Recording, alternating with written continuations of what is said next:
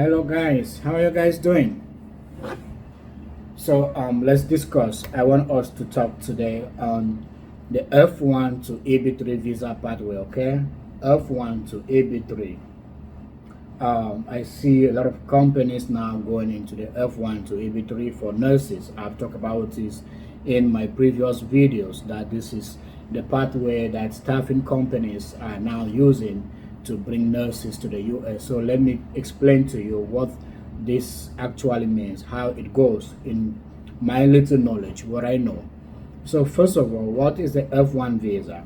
Okay, this is a visa that anybody coming from overseas who wants to study in the US, the student visa, you use it to come study in the US, being a master's program, PhD, vocational training. Also, if it's a student visa, okay, it's a student visa, you use it to come study in the US.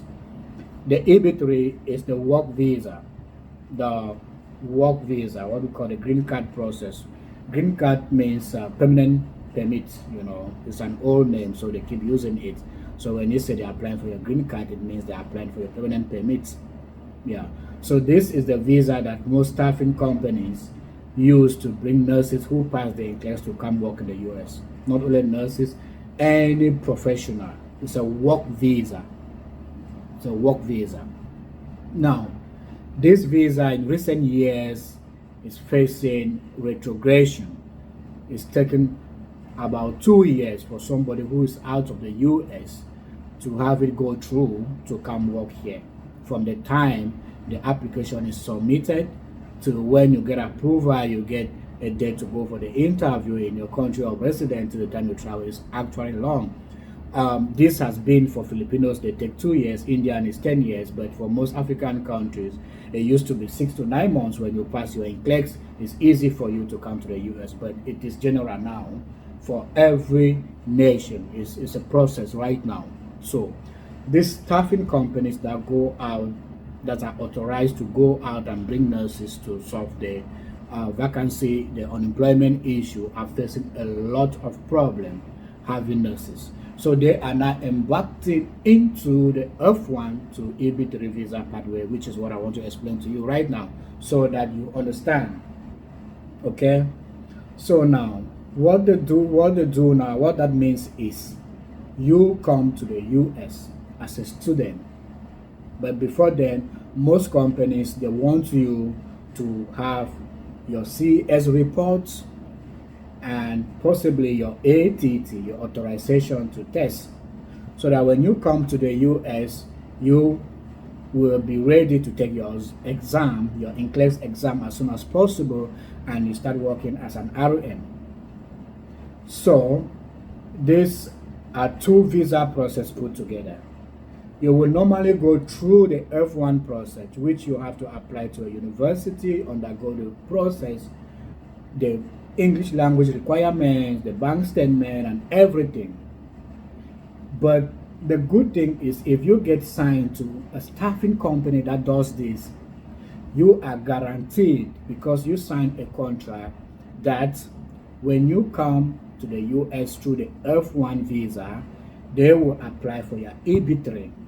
In that case, you are guaranteed, different from somebody who applies for the visa to come study. You are on your own. Okay? But while here, you can still now look for these companies, and they will take you to change your status. Okay? So when you sign up to these staffing companies, you are guaranteed that within the 3 years program, there's high chances. It's not about high chances. There's possibility that are going to change your visa status from F1 to green card. Now, when you come here on F1 visa, you have the possibility of bringing your dependents, your spouse and your children, on F2.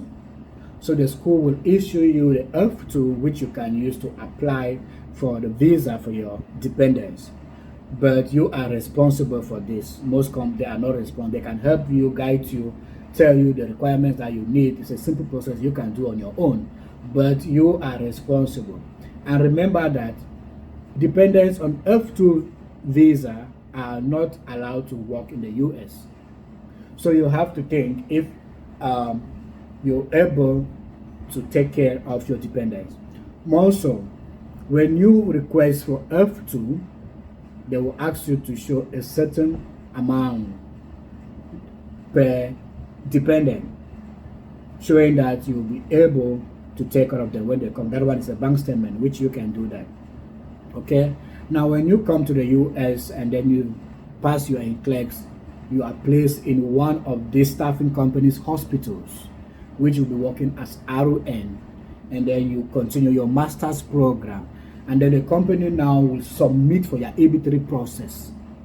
You are on F1 and your EB3 is ongoing. And when you are in the US, from my discussion with many companies, when you are in the US, the time limit for you to have your EB3 visa out is shorter compared to when you're out of the US. That's what I learned from my discussion with many companies. So the time limit is short. Possibly before you complete your 2 years master's program, your green card should be out. Your green card should be out. So you use one stone and you use one stone to shoot two birds. That's it, right? So you come on F1, and then maybe a year and a half, you are already on your green card, depending how quick you pass your NCLEX, because they have to submit that when you are on NCLEX, you must be working as an RN for that application to be submitted in the system. Other requirements will be requested from you for the immigration team to submit your papers. Now, I just want to let you know, most often, some of these companies, you have to pay the fees by yourself. If you have a company that can pay your fees, then good and fine. But it's difficult. It's difficult. Masters in the US is expensive, about $5,500. Some companies might agree to pay your first tuition fee, which is good because this is heavy. It's much money. When you come and you're working at RN, you will be capable to raise money to pay your subsequent semester fees. So when they say they'll pay your first semester fee and they pay your flight, that is good. That's fine. Even if they say they will pay and they will be deducting from your payroll, it's still good, because the first semester fee for those who are back home is difficult. If you have it, good and fine. You can raise that amount of money, good and fine. I will encourage you people to take this pathway. If you have a company that is engaging on the F1 to EB3 pathway, sign up with them. Sign up, prepare and read do your IELTS. It's academic. Overall band 6.5, but speaking should be 7. You can do it. I made a video about thinking of quitting nursing because you don't want to read and take the exam. No, you can do it. Take the exam. If you fail the first time, it's fine. Take it again.